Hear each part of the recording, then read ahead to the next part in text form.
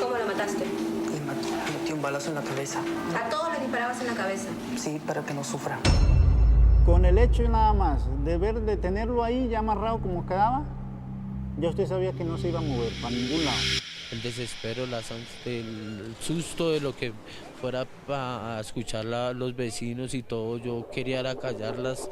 Mi nombre es Luis Alfredo Garavito Cubillos y actualmente pues estoy preso en esta penitenciaría por múltiples pues, conductas punibles confesadas el 28 de octubre del año 99. Hola a todos, ¿cómo están? Bienvenidos al Protestón. Estoy muy agradecido con todos los que han venido escuchando el Protestón y genial que se hayan conectado y que estén siguiendo el podcast El Protestón. Hoy un tema muy especial y creo de los cuales tengo un leve cercanía en términos de investigación de este tema ahora les cuento qué es. Entonces, sin más preámbulos, bienvenido a este especial de el por qué los asesinos en serie, que lo disfruten. Bueno, y para hablar de este tema, quiero contarles cómo llegué a este tema, o sea, y por qué el Protestón va a abordar un tema de asesinos seriales. Durante aproximadamente 4 o 5 años estuve muy de cerca haciendo un ejercicio como de investigación en relación con temas de abuso y violencia sexual a menores de edad o a niños, niñas y adolescentes en mi país, y me conllevó efectivamente a buscar no solamente porque las cifras en el caso de Colombia están en ascenso en temas de violencia sexual, sino qué pasa con aquellos criminales que violentan y dañan por completo la vida de un niño, una niña o un adolescente. Y en ese sentido tuve que ir aquí se llama el IMPEC, que es el Instituto Penitenciario del país, que tiene la información en relación con el seguimiento a estos violadores, algunos casos asesinos, y en ese ejercicio de ir y empezar a buscar información, hablar con el equipo psicológico de esta entidad, encontré pues varias cosas que me sorprendieron. Y una de las tantas cosas es que lamentablemente en el caso colombiano, no sé, en otros países latinoamericanos o del mundo, el seguimiento o a veces porque el proceso es voluntario de aquellos que deciden hacer parte de un acompañamiento psicológico terapéutico, muchos de estos asesinos y muchos de estos violadores de niños, niñas y adolescentes acceden de manera voluntaria a los procesos terapéuticos. Y eso a mí me impactó muchísimo, porque si alguien necesita un acompañamiento en eso, pues son este tipo de personas. Y muchos de ellos no hacen, no hacen parte ni se vinculan a procesos terapéuticos, sino terminan rebajando penas, haciendo manillas o haciendo origami u otro tipo de cosas. Eso me impactó muchísimo. Y eso me llevó a de dónde viene esta vaina, o sea, de dónde viene un asesino serial, de dónde surge o cómo ocurre que estas personas que aparentemente se ven normales, porque esto es uno de los primeros mitos que tenemos que derrumbar. Los asesinos seriales no son esos personajes a veces que crean ficticios con los rostros vueltos nada o que tienen una mirada ida. Por lo general son personas muy normales y son personas de lo más común del mundo. ¿Y qué los hace asesinos seriales? Ese es el objetivo de este podcast y de este especial de por qué los asesinos seriales. Y arrancó, pues, como les digo, comentando lo que les comenté en relación de la experiencia que tuve en investigación sobre violencia, abuso sexual en mi país. Y sobre ese caso empezamos a hablar un poquito de dónde vienen estos asesinos seriales. Y uno de los primeros elementos que me encuentro en la investigación de dónde surge, pues es entender en qué momentos empiezan a analizar y pensar, ahondar en el por qué ocurren y por qué lleva a una persona a cometer un asesinato tras otro de manera, digamos, milimétrica, programada, organizada.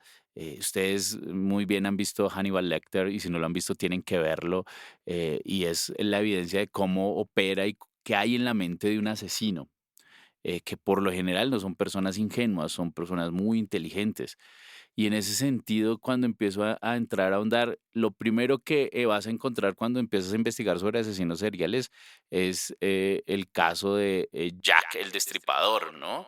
Y que existió en el siglo XIX, en 1880, en la década de 1880, ustedes pueden evidenciar y encontrar que existió un personaje que fue un asesino serial. Y quizás desde allí algunos investigadores parten a analizar la psiquis y el pensamiento de los asesinos seriales, que no obedece solamente también a hombres, sino también hay mujeres que han estado vinculados a casos de asesinos, de asesinatos en serie. Y o yendo hasta allá, hasta 1880, te vas a encontrar que hay unos patrones, y hay varios patrones de los asesinos seriales para entender el porqué. Curiosamente, uno de los primeros patrones que se encontraron y que intentaron colocar sobre la mesa para poder analizar los asesinos seriales, pero que luego en el avance en términos de lo científico y demás encontraron que no era un patrón en todos, fue lo que algunos le llamaron la triada del psiquiatra forense McDonald. Entonces, ustedes pueden encontrar que uno de los primeros elementos para analizar el por qué los asesinos seriales está en la triada McDonald.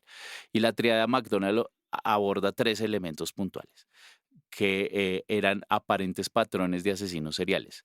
eh, y están ligados a la niñez. Y es más que curioso. Y en eso sí hay un patrón. La mayoría de asesinos seriales tuvieron eventos traumáticos, situaciones traumáticas antes de los 10 años. Eso marcaría en su vida por completo, no solamente violencia física directa, sino también violencia psicológica, abusos sexuales. Cuando mi padre llegaba, yo siendo un niño, me daba miedo oírlo hablar y yo me escondía abajo de la cama. Él tenía una correa que nunca se me va a olvidar, y esa correa con él nos pegaba duro y nosotros no podíamos, digamos, jugar ni nada, éramos totalmente, no me pude desarrollar como niño, ¿sí me entiendes? Y en esta triada que plantea, o la triada de McDonald, a los tres elementos que se viven según en el primer análisis que se hizo en relación con los asesinos seriales, que luego vamos a hablar de asesinos seriales, porque sé que hay muchos que están escuchando atrás, habla de Garavito, o habla de Jeffrey Dahmer, que ha sido famoso por Netflix.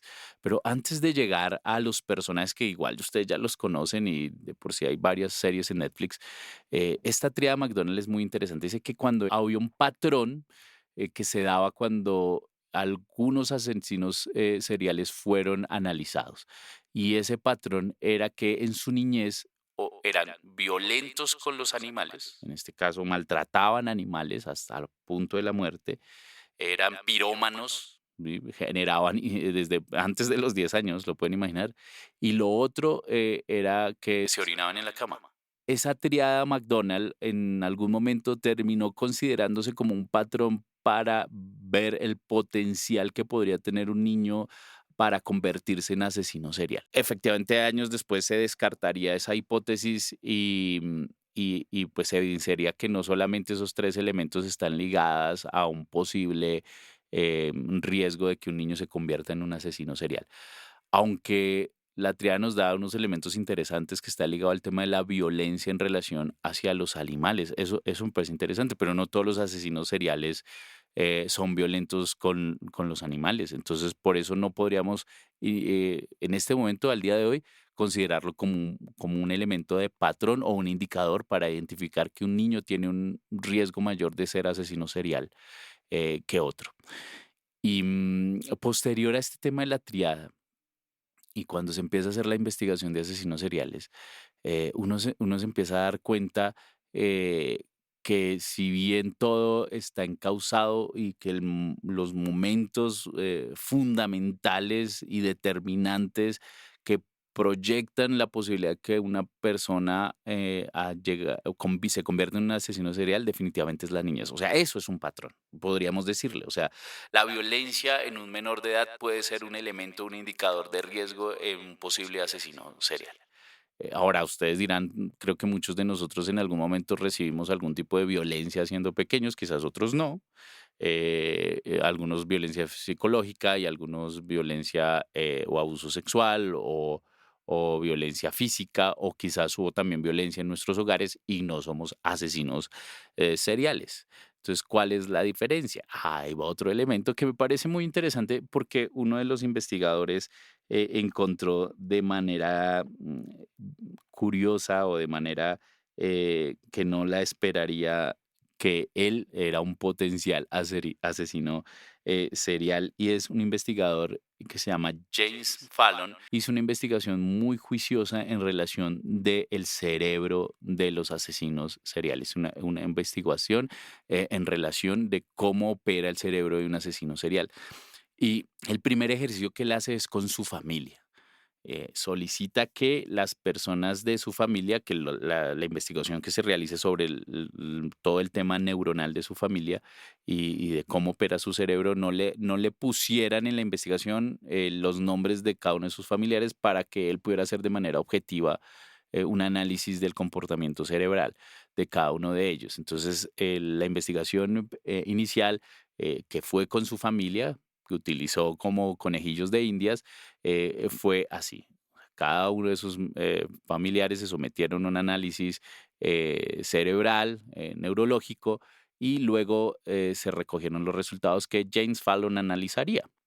En esos resultados de análisis, recuerden que lo que él había solicitado es que los que inicialmente hacían la evaluación que hacen en términos neurológicos no marcaran los resultados con los nombres de sus familiares, para que él fuera de manera objetiva. Cuando él revisa el cerebro de cada uno de ellos, encuentra que uno de los cerebros o del análisis neuronal de uno de sus familiares evidencia un personaje que podría ser un asesino potencial. Y eso parece curioso. Pero antes de eso, ¿por qué el tema del cerebro aquí entra a jugar un papel muy importante? Pues James Fallon había hecho una investigación previa en relación de que existía un elemento que concordaba con la mayoría de los asesinos en relaciones de análisis neurológicos, y era el hecho de que había una parte en su cerebro que había inactividad en esa parte de su cerebro, o pues no era tan activa como en otras personas que efectivamente no han sido y no son asesinos seriales. Y en ese ejercicio de análisis se encontró que eso se repetía en varios de los que él analizó de manera preliminar antes de hacer el análisis con una familia normal, que fue su familia la que se prestó. Por eso encuentra que hay un patrón muy parecido a los análisis neurológicos de los asesinos que él había hecho antes, y dio con que era él. O sea, James Fallon, ¿lo pueden creer? O sea, el mismo investigador encontró que el que tenía más posibilidad o que era más propenso a ser un asesino serial en términos neurológicos era él mismo. De por sí, él lo relata de manera jocosa, porque cuando él recibe el examen y evalúa el examen, lo primero que le dice a los que lo venían acompañando ahí, a los apoyos que tenían en investigaciones: tenemos que contactar a la policía. O sea, lo primero que tenemos que hacer es contactar a la policía. Acá hay un posible asesino serial en mi familia. Y era él, y era él. Entonces entra un factor interesante a analizarse con James Fallon, y es el tema neurológico o el cerebro, ¿sí?